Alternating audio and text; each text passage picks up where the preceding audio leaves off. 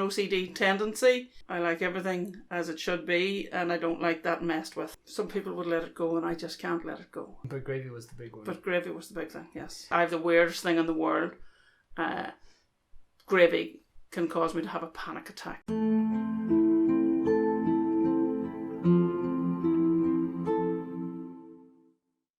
This is Majella, and we're going to talk about gravy. Yep. So, you had a thing with gravy. I did. Didn't you? Yes. And human beings are not always particularly rational. No, it was very irrational. Okay, but there was a root to it.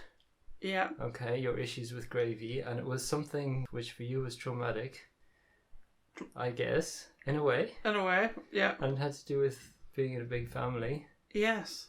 So, what happened in your family? How many were there of you?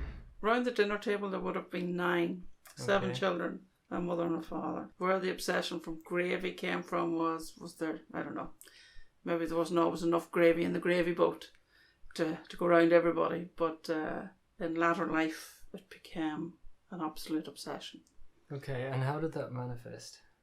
To the extremes of having panic attacks about the thought of somebody putting gravy on my own dinner.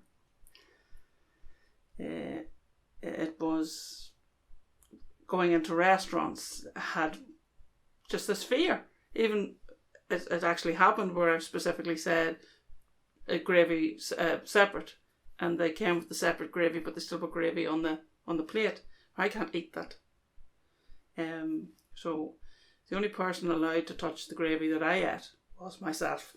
Mm-hmm. The only person allowed to touch the gravy boat was myself.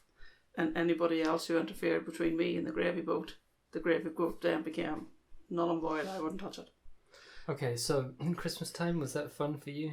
Christmas time wasn't fun for me. I do a thing called the Christmas Day Project, where we take pensioners for Christmas Day dinner that would normally be on their own, and we serve dinner to them. We have a team that do the catering, and I'm part of the service team. So they make up the dinners. When it was coming close to the servers sitting down to eat Christmas dinner together, I had the panic attack because I thought somebody might put gravy on my dinner. And then we knew we had a problem when we couldn't breathe and we're standing against the wall. Panicking. Just panicking over gravy, which hadn't even happened. It hadn't, the whole thing hadn't happened, but the thought of it happening put me into a panic attack. So it had a very detrimental effect on your life. Yeah. And so you came and saw me. I came to see Bruce. No, Bruce came to me. Oh, yeah, Bruce came to me first. Yeah, okay. Yeah. But and in a conversation, I happened to say, I have the weirdest thing in the world. Gravy can cause me to have a panic attack. And he said, to come see him, he might be able to help. Right. Yeah. Now, so just to clarify, so this is a bit like a phobia, but also a bit like OCD. OCD. I would say I have an OCD tendency. I like everything as it should be, and I don't like that messed with. I like doors to be closed. I like even numbers on remote controls and everything in its place, and I have just things that need to happen. Some people would let it go, and I just can't let it go. But gravy was the big one. But gravy was the big thing, yes. So what happened when you came and saw me? Bruce made me talk about the worst experience I had with the gravy, and that was Christmas dinner last year. And full-blown panic attack. Full-blown panic attack. And we talked about it, and I went to a panic attack situation. No, I didn't, first of all. I didn't. When we originally started, I didn't. I did have the fear and the whole lot, and Bruce done some tapping on my head and made me repeat positive messages, and we sort of calmed down a little bit. And then when we run the scenario again, gravy became involved in the situation. When we made the gravy, oh yes, we had actual gravy. Well, when we made the gravy and asked me to go near the gravy, then we had the full-blown panic attack.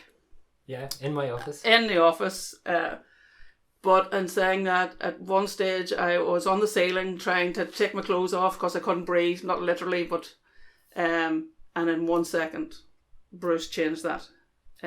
By a simple line, he asked me what colour my trainers were. Yep, that's a good one. Yeah, and he took me back down again to a calm spot, where we tried running the scenario again about how the gravy came to be on my plate, and we were able to touch it. We then progressed to going out for something to eat, where the gravy was put on by the hotel we were in, by Debbie, my partner, and by Bruce, and I was able to eat the dinner with the gravy put on. I've since been out at a venue where the dinner came with gravy on, and have eaten the dinner. I had dinner on Saturday evening with gravy, and Debbie put the gravy on, and I ate the dinner. The only thing remnant of the gravy issue that I have is, at some stage, I have to be involved in the gravy.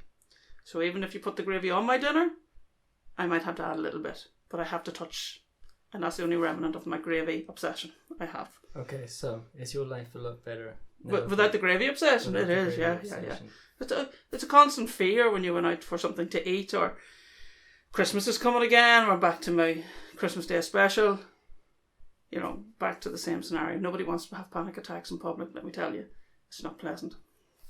So, that's me and gravy. That's you and gravy. Yeah. And you have a much, much, much better relationship with gravy now. Yeah, it's now got to the stage where it's like, Debbie, do you want to put the gravy on my dinner? Just to prove that I can still do this. You know, we're very fresh from it, but we're a couple of weeks on, and so far so good, so I'm happy. Very good. Yeah. And then, so people generally just aren't rational. Phobias generally aren't rational. There's no rationale to it. OCD is not rational, but there is a root to it. But it's like a subconscious programming, and it's no longer... It got bigger and bigger. It no longer serves us. It's meant to protect us, but it does the opposite. Yeah, but I felt the gravy thing grow. You know what I mean? What a couple of years ago, how I dealt with gravy and how I dealt with gravy up until last Christmas were this far apart. You know, it just became bigger and bigger. It didn't get... Till it became a big thing. It was getting to the stage where it was angering me because gravy was ruining my life. Believe it or not. Anyway, so... Done. Thank you so much for telling us about gravy. No problem. So there's going to be loads of other people looking at this with all sorts of weird phobias and OCD and things like that, and you can book an appointment to come in. Well, it's international, so you can book an appointment to have a Skype call with me, and we can do a Skype session or in person. And I will say it only involves positive messages. There's no other big thing involved. It's just a matter of replacing the negative message that you have in your own head with a positive message, and it worked for me. Thank you. It wasn't as... No, nothing traumatic at all. No, nothing traumatic at all. No. Despite having a bit of a panic attack in my office. But that was the worst part. I think everybody had. Yeah, not good, but all good now. Thank you. Thank you very much. No bother. Hi, I'm Bruce from NeuLyf.com. Please introduce yourself in the comments below.